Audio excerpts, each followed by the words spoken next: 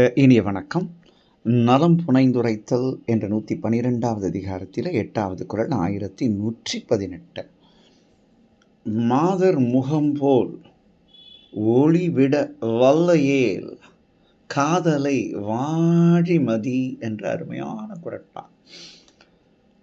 காதலன் நேரா நிலவுகிட்ட பேசலாம். பார்த்தீங்கன்னா, நிலவே, மாதர் முகம்போல் ஒளி வெளிச்சம் அழகு இல்லையா?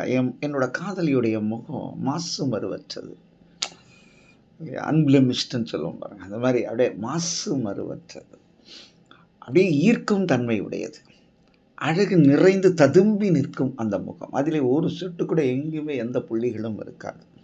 அப்படிப்பட்ட என்னுடைய மாதர் முகம்போல் நீயும் ஒளிவிட்டார். ஏன்னா உங்ககிட்ட அருவாய் நிறைந்த சொல்லிட்டார் இல்லையா அப்பவே. அதனால உங்ககிட்ட மறு இருக்கு, ஆனால் நீ இல்லாம வா.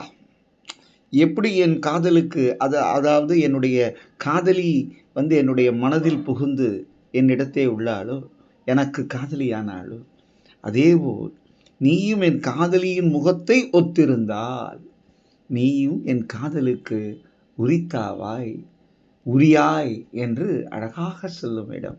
அப்போ இங்கே பாருங்க, எப்பவும் நிலவு தன்னோட காதலியோட முகத்துக்கு ஒத்திருக்க முடியாதுன்னு ரொம்ப அதான் இறுதியாக காதலன்னு நினைக்கிறான். அதனால தான் இந்த விதமான ஒரு வா நீ ஒத்து இருந்தா வா அப்படின்னு சொல்கிறான் இல்லைங்களா? அவருக்கு ஒரு இடம் தருகிறான், ஒரு வாய்ப்பு தருகிறான், நான் ஆப்ஷன் அப்படின்னு சொல்லுவோம். அது மாதிரி ஒரு வாய்ப்பு.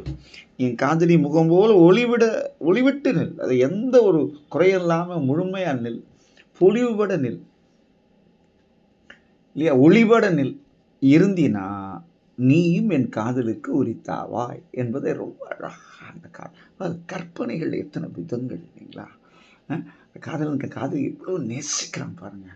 அந்த நேசம் என்பது இயற்கையினிடத்தே சென்று ஒரு சவால் விடும் தன்மையதாக அமைந்திருக்கக்கூடிய ஒரு அழகிய காட்சியினை நம்மால் இங்கு காண முடிகிறது.